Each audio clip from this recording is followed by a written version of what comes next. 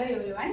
இன்னைக்கு வந்து யூனிட் 6ல வந்து பிரின்சிபல் ஆஃப் எக்காலஜி அந்த இதில் வந்து நெக்ஸ்ட் வந்து எக்காலஜியோட ஃபேக்டர்ஸ் என்னென்ன ஃபேக்டர்ஸ் இருக்குது அப்படின்னா கிளைமேட் ஃபேக்டர்ஸ், எடாஃபிக் ஃபேக்டர்ஸ், அடுத்து வந்து டோபோகிராஃபிக் ஃபேக்டர்ஸ், அப்புறம் வந்து பயோட்டிக் ஃபேக்டர்ஸ் சொல்லிட்டு ஃபோர் டைப் ஆஃப் ஃபேக்டர்ஸ் இருக்குது. அந்த 4 டைப் ஆஃப் ஃபேக்டர்ஸ் மூலிமா வந்து பிளான்ட் வந்து எப்படியெல்லாம் வந்து அடுத்தடுத்தது வந்து க்ரோவிங் ஆகுது அப்படிங்கிறத வந்து ஃபர்ஸ்ட் வந்து கிளைமேட் ஃபேக்டர்ஸ் வந்து எப்படி அப்படின்னா ஒரு பிளான்ட் வந்து எப்படி இதாகும் அப்படின்னா கிளைமேட்டுக்கு ஏத்தாப்புல வந்து அந்த பிளான்ட் வந்து என்ன பண்ணும் அப்படின்னா அந்த பிளான்ட்டே வந்து தன்னைத்தானே வந்து என்ன பண்ணிக்கும், ஒரு அடாப்ட் பண்ணிக்கிறதுக்கான ஸ்டேஜை வந்து அந்த கிளைமேட் சேஞ்சஸ்க்கு ஏத்தாப்புல வந்து அந்த பிளான்ட்டோட க்ரோவிங் டெவலப்மெண்ட்ஸ் இருக்கும். இப்போ நம்ம வந்து இந்த கிளைமேட் சேஞ்சஸ் ஃபேக்டர்ஸ் போகிறதுக்கு முன்னாடி பிளான்ட்டை பற்றி பார்க்குறதுக்கு முன்னாடி இப்போ வந்து நார்மலாக வந்து ஒரு கிளைமேட் சேஞ்ச் நடக்குது, ஒரு கிளைமேட் சேஞ்ச் ஆகுது அப்படின்னா பிளான்ட்ஸுக்கு மட்டும் இல்லை, அந்த பேர்ட்ஸாக இருக்கட்டும் அனிமல்ஸாக இருக்கட்டும் என்ன பண்ணுது அப்படின்னா ஒரு இடம் விட்டு இன்னொரு இடம் போகுது.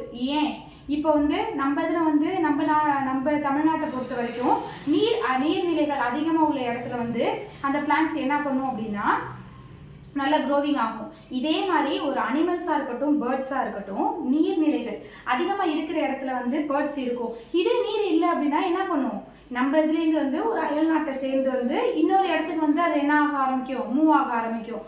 அதே மாதிரி தான் இங்கே வந்து என்ன ஆகுது அப்படின்னா இந்த பிளான்ட்ஸை பொறுத்த வரைக்கும் நம்ம இதில் வந்து கிளைமேட் சேஞ்சஸ் ஃபேக்டர்ஸ் வந்து ஃபஸ்ட்டு வந்து லைட்டு பொறுத்த வரைக்கும் அதோட சன்லைட் வந்து அந்த பிளான்ட்ஸ்க்கு வந்து என்னென்ன இதிலலாம் வந்து சன்லைட் இதாகுது அப்படின்னா ஃபஸ்ட்டு வந்து 400 நானோமீட்டர் அப்படின்னா ஒரு வயலட் கலரில் ஷேட் வந்து இதாகுது அப்படின்னு சொல்கிறாங்க. 400 to 700 nanometer violet or red. 400லேருந்து இன்க்ரீஸ் ஆகி 700ல் போய் நிற்கிது.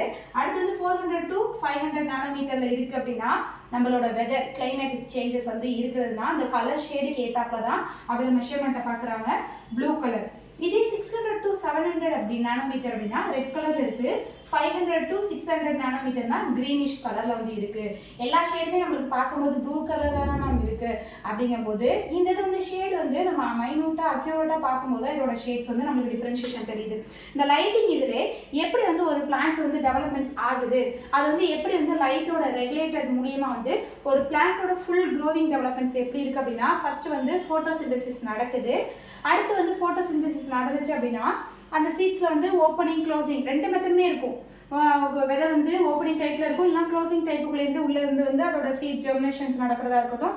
அடுத்து அதோட மூமெண்ட்ஸ் ஆனதுக்கப்புறம் எப்படி ஆகும், ஜெர்மினேஷன் ஆஃப் சீட்ஸ் வந்து நிறைய விதமான சீட்ஸ் வந்து ஜெர்மினேஷன் ஆகும். அதுலேருந்து வந்து ஒரு ஃப்ளவர் வரும். ஃப்ளவர் வந்ததுக்கப்புறம் டியூபுலர் ஃபார்மேஷன்ஸ் வந்து கீழே வந்து நிறைய விதமான கிழங்குகள் வந்து இதாகும். அதுக்கப்புறம் வந்து ஒரு ப்ரொடக்ஷன் வந்து என்ன பண்ணும் அப்படின்னா நிறைய விதமான இது வந்து இந்த இதுலேருந்து வேர்லேருந்து வந்து ஒரு மட்டையில் தரையிலேருந்து நிறைய விதமான பிளான்ட் வந்து ரன்னர் ப்ரொடக்ஷன் நல்லா படர்ந்து போய் கிடக்கும்ல அந்த இதை சொல்கிறாங்க. அடுத்து வந்து ஸ்டெம் அண்ட் லீஃப் ஃபார்மேஷன். நிறைய விதமான ஸ்டெம்மாக இருக்கட்டும் ஒரு தண்டு வைக்கிறது மூலியமாகவே நிறைய விதமான லீஃபெல்லாம் வந்து ப்ரெசென்ட் ஆகுது தெரியுமா, அதுதான் ஸ்டெம் அண்ட் லீஃப் ஃபார்மேஷன்ஸ் சொல்கிறாங்க. இந்த இதில் மெயின்லி வந்து 2 டைப்ஸ் சொல்கிறாங்க. என்ன அப்படின்னா ஹீலோஃபைட்ஸ் அண்ட் சியோஃபைட்ஸ்.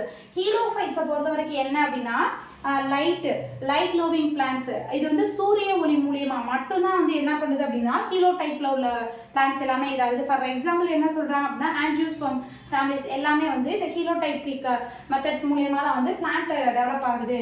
அடுத்து வந்து சியோஃபைட்ஸ் மூலியமாக வந்து என்ன ஆகுது அப்படின்னா ஷேட் அதோட நிழல், சூரிய ஒளியோட நிழல் இருந்தாலே போதும் அந்த பிளான்ட் ஃபுல்லாக வந்து என்ன ஆகும்னா க்ரோவிங் ஆகும். இதுக்கு வந்து என்ன ஃபேமிலி எக்ஸாம்பிளாக சொல்கிறாங்க அப்படின்னா ப்ரையோஃபைட் ஃபேமிலி வந்து எக்ஸாம்பிளாக சொல்கிறாங்க.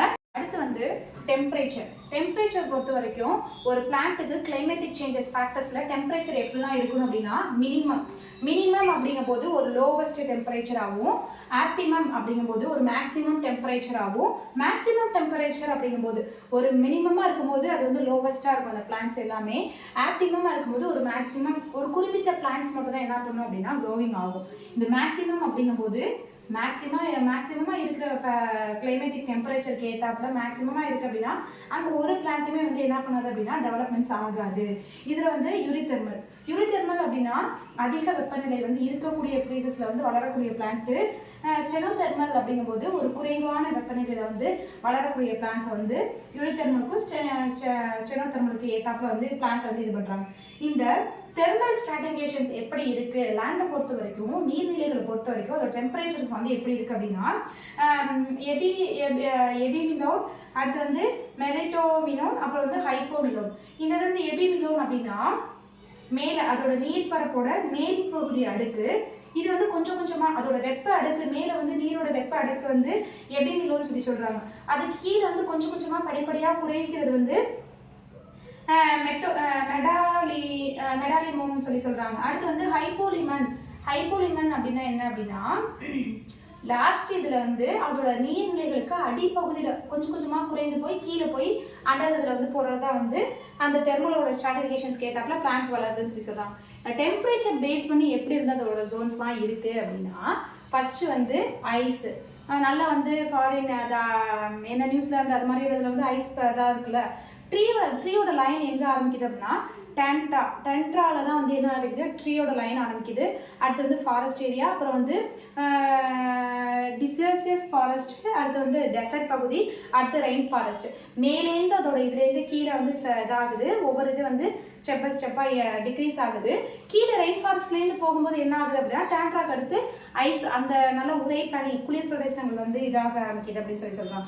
இதோட இது வந்து எப்படி இதாகுது அப்படின்னா ஒரு செங்குத்து இதுலேருந்து இதாகி திருப்பி கிடைமட்ட ரேஞ்சில் வந்து வருது. என்ன அப்படின்னா இப்போ ரெயின் ஃபாரஸ்ட் ஆரம்பிக்குது அப்படின்னா 1800 ஆரம்பிச்சு 14,500 வந்து நிற்கிது. திருப்பி ஸ்னோ ஆரம்பிச்சதுக்கப்புறம் திருப்பி அது எப்படி டிக்ரீஸ் ஆகுது அப்படின்னா 13, 10, 6,500, 3,000, 1,300 இது மாதிரி இன்க்ரீஸ் ஆகி டிக்ரீஸ் ஆகுது இதோட டெம்பரேச்சர். அடுத்து வந்து வாட்டர் வந்து பியூரிஃபையான வாட்டர் வந்து 5%, கடல் தண்ணி வந்து 30லேருந்து 35%, லூகூன்ஸ் அப்படிங்கும்போது ஃபுல்லாக வந்து உப்பு தண்ணி தான் இது பண்ணுறாங்க. உப்பக்களி அப்படின்னு சொல்கிறாங்க. அது வந்து 100% வந்து ஃபுல் அண்ட் ஃபுல் வந்து அந்த உப்பு சால்ட் வாட்டர் தான் இருக்குது அப்படின்னு சொல்கிறாங்க. இந்த இதில் வந்து யூரிஹாலனைன், ஸ்டீனோஹாலனைன் சொல்கிறாங்க. இது வந்து ஃபுல் அண்ட் ஃபுல் வந்து உப்பு தண்ணியில் வாழக்கூடியது மட்டும்தான், வாழக்கூடிய பிளான்ட்ஸு. என்ன அப்படின்னா கடல் பாசி, அந்த மேலக்கூடிய மிதவை தாவரங்கள் எல்லாமே. இந்த இது ஸ்டெனோஹாலனைன் அப்படிங்கும்போது இது வந்து குறைவான உப்பு தன்மை உள்ள தண்ணியில் வந்து இருக்கக்கூடியதுன்னு சொல்கிறாங்க. விண்ட் காற்றை பொறுத்த வரைக்கும் இந்த கிளைமேட்டிக் ஃபேக்டர்ஸில் வந்து நைட்ரஜன் வந்து 78%, ஆக்சிஜன் வந்து 21%, கார்பன் டை ஆக்சைடு வந்து 0 to 0.3%, other argon and other gases வந்து 0.93% வந்து இந்த கிளைமேட்டிக் சேஞ்சஸ் ஏற்றாப்புல வந்து அந்த பிளான்ஸோட இது வந்து என்ன விண்ட் வந்து ப்ரெசென்ட்டாக இருக்குங்கிறது. பிளான்ட்டை பொறுத்த வரைக்கும் இந்த விண்டோட ரேஷியோ மெத்தட்ஸ் மூலியமாக தான் வந்து ஒரு பிளான்ட்டோட டெவலப்மெண்ட்ஸ் இருக்குது.